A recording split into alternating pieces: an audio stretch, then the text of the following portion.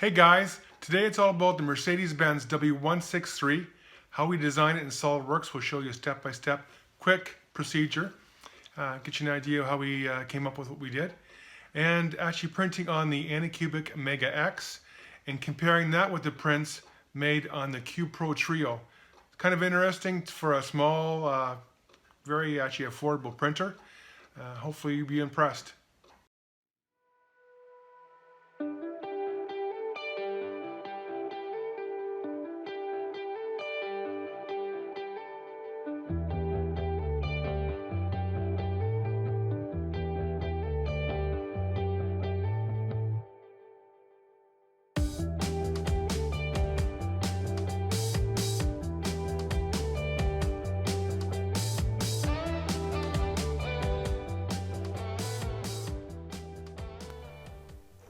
Hi again, everybody. It's Andrew at Ram Design here.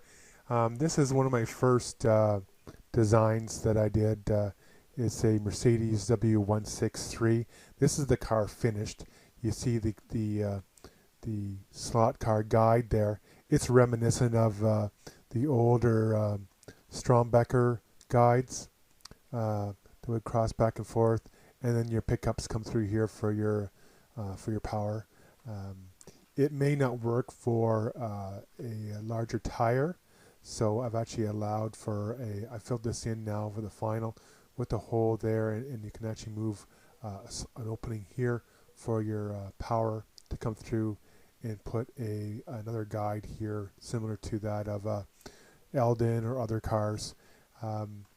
If it is an issue, I'm actually in the middle of designing a pickup that is spring loaded, that will self-adjust depending on the tire height, and it'll actually mount in here with the pickups, the power pickups from the motor back into the spring pickup. So it'll be pretty cool when it's done, though. But this is the Mercedes. I've changed the steering wheel now. This is the first rendition of it.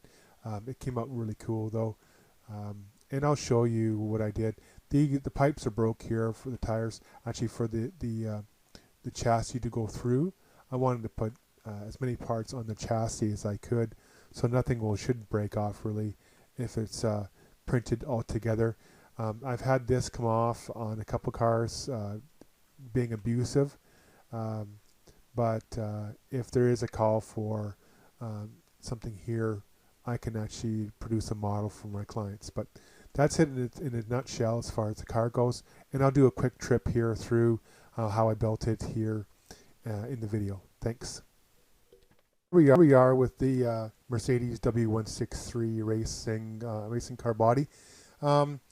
This actually was a very difficult car to design. It's just reminiscent of the W163 because the nose is a little slighter. I wanted to make it look a little racier. In doing so, though, there's a lot less space in here. At 124 scale, that's actually pretty good, though, but you do need an extension to the drive to get to the back wheels because of the cockpit here is in the way a little bit, but it does work. I've had a couple builds now. This thing flies. The guys love it. So I'll slip here. It's quite different than the Bugatti. The Bugatti body that I did in another video, if you want to check it out, it was done from a solid billet. And then I just cut profiles off the sketch. This was actually done off of a drawing or off of photos of a little model that I had of this car. And I started out with the solid billet like I normally do here. And I'll just start to drag here and kind of walk you through what I did here. There's a cutout of the profile that I wanted. And then I just started cutting out certain sections. This had to be really different here, so I only cut out a certain distance back. But you can start to see the profile that I wanted to do. And this is what I typically do anyways when I do it.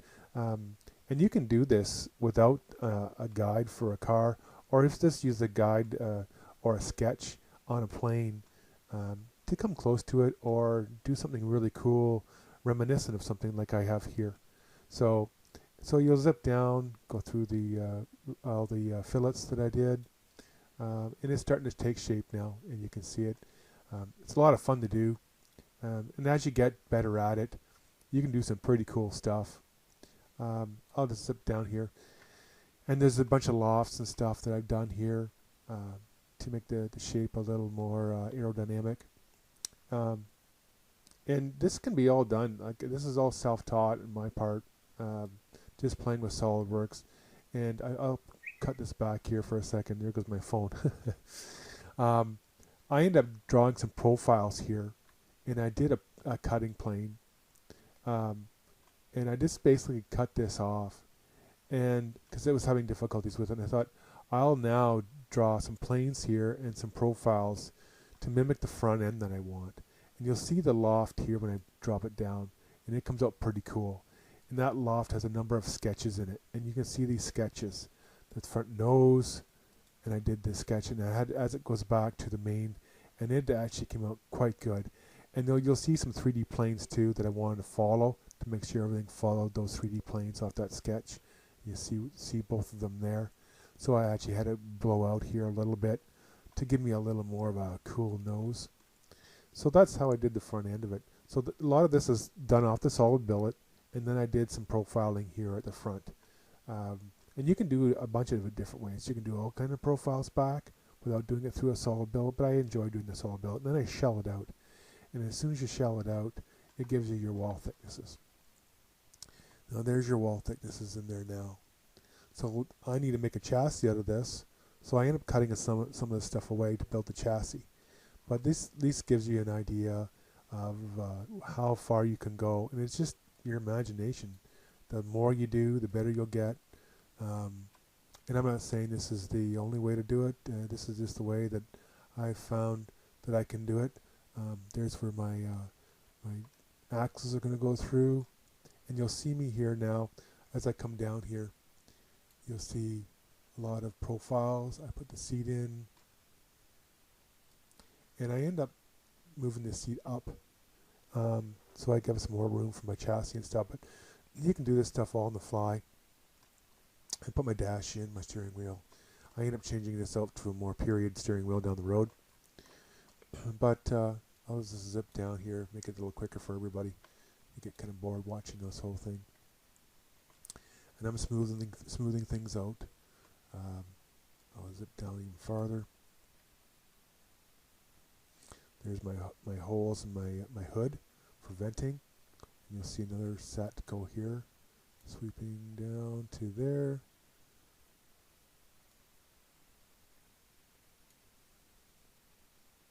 And it gets to be kind of fun. I end up cutting the bottom of it. There's my pipes before I cut them. Right now I can't put the chassis in there. See, I cut the bottom out. And I use this profile here to make my chassis so it fits in really snug. This model came up really well. And that chassis snaps in here like it fits like a glove. So it's pretty cool. So I eventually cut this out. You'll see earlier I showed you the final product, but you'll just zip down. I'll throw you some more. Put some more vents in to make it look cool. And I'll come right to the bottom. You'll see it all happen. And I can do if there's a warrant for it and people want to more information, I'll put a video together showing all the step-by-steps and showing the sketches being put on planes to do this stuff. But there's the body of the W163, my re-envisioning of it. And if you look on Thingiverse, I've actually provided this on Thingiverse for a little while for free, and it was over 180 some downloads, and then I took it off of Thingiverse, but you'll see some imaging and stuff there. You can actually see a lot of this stuff on my Patreon page. Become a patron, and I'm actually giving out some. I'm hoping a model every month, free to my patrons, and you can see this stuff at the end of the video. But that's the W163. Now I'll show you printing it, some samples of it, and some cool filament. Using Cura and printing it with my Anycubic Mega S. Great little printer, and I'll show you all about it. Talk to you.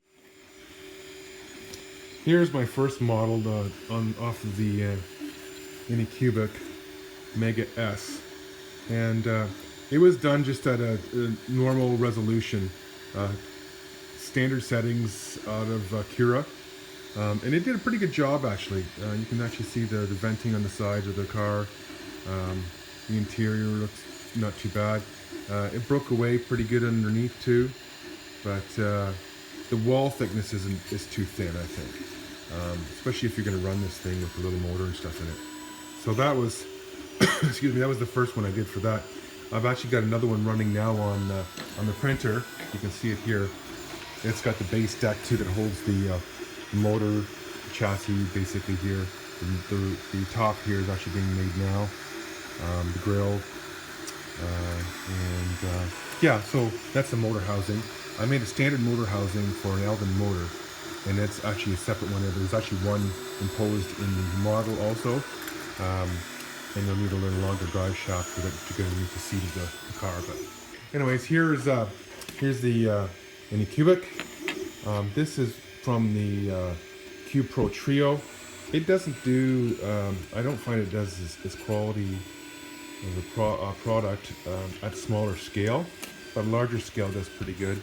But I'll show you the final ones of those two, of both printers. At the end of this video, you'll see what the final product will look like from the Cube Pro Trio compared to the Anycubic.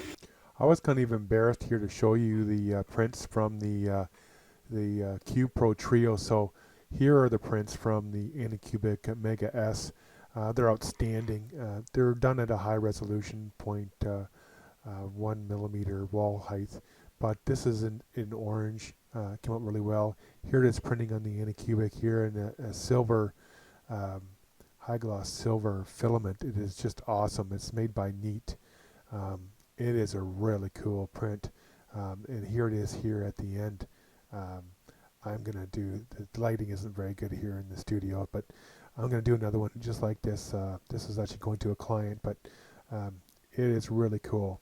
And it came out really well with the chassis, the grill, the new steering wheel is more of a period one. So there you go.